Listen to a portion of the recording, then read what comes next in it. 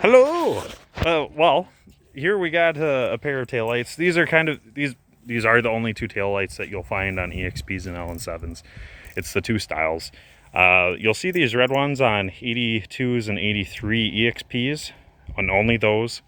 These black ones you'll find on the 82, 83 LN7s, and all EXPs from 84 to 88. So you'll see these everywhere, but the most EXPs were made in 82 and 83. So these red ones are actually equally abundant. Kind of interesting. Normally these are like black through and through. You don't have the red stripe, but as these black ones fade out, they actually become transparent. Like you start seeing the white reverse light section, and then the middle bar, it fades to red and then to orange, while the rest of the black just fades to whitish red. But these red ones, they don't really suffer that like at all. In fact, it's really rare that these fade at all, except for the reverse section. They have a tendency to turn yellow over time. But yeah, so we're going to have a little video on how to switch these around. So first things first, you pop open the hatch, obviously. Then next we need to gain access to these. So all the bolts that, or I should say nuts, that hold these in, you'll see in a minute, are accessible from the interior. You don't need to be outside the car for really any of this except switching the actual housing around once you're ready. So inside the interior, you roll back your inner carpet, and then you'll see what we see here.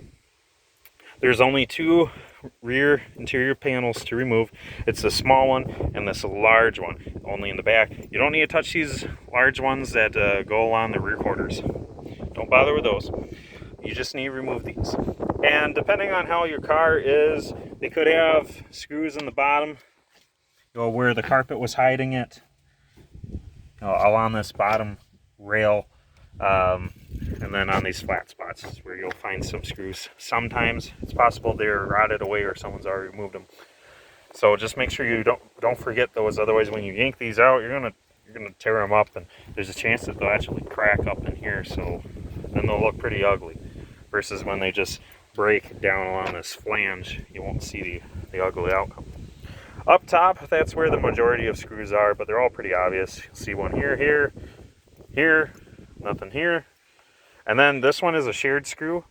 If any of your screws are real long, try to put your long one here, because this one has to go through the most amount of plastic material. So your longest one should be here. Another here. And then your third and final top screw on the small section is in this corner.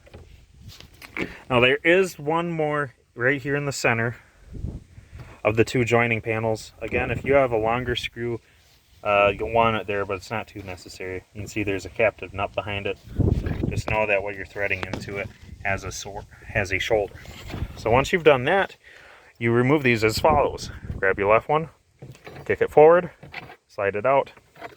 Because pretty much all you have to do is just, these two tapered teeth, they bite into the wall or mating flange of these forward facing panels.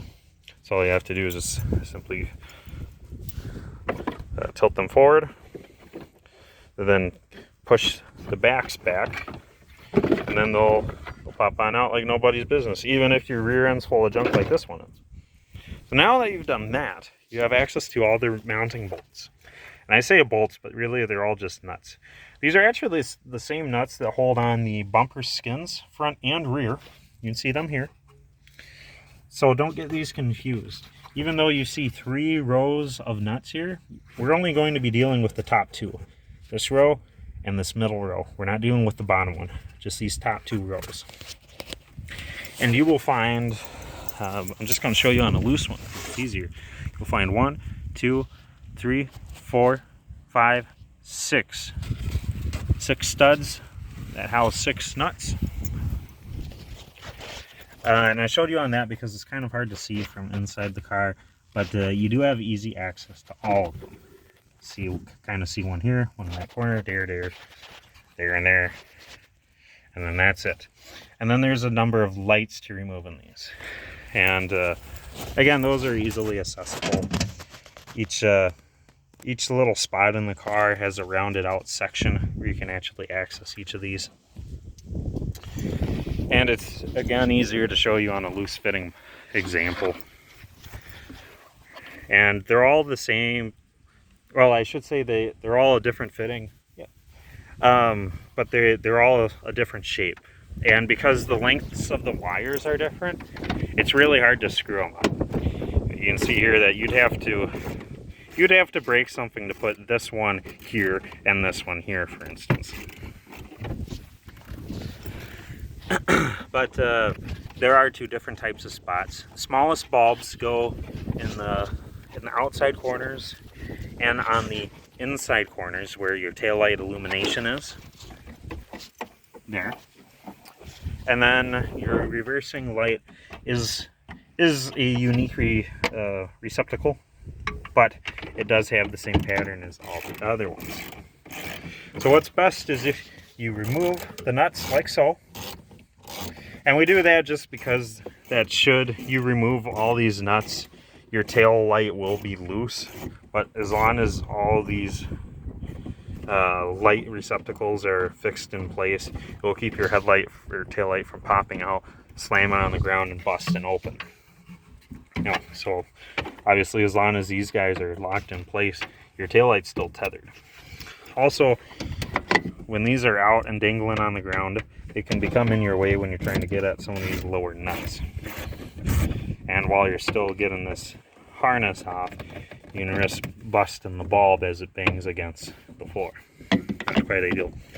But all of these receptacles, they go the same way. You push, you just turn them either 45 degrees or 90 degrees, depending on the one. Lefty-loosey. And then they just pop right on out. Easy stuff.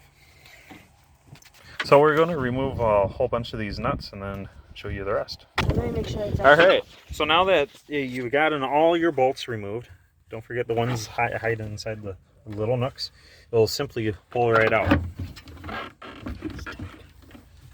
We just pull it straight out to avoid any issues.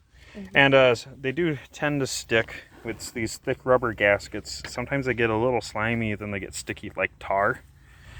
But then Ford also tends to put sealant around each of these holes, which means that it sticks to each of these PEMs. You can see that this one here had a bunch on it.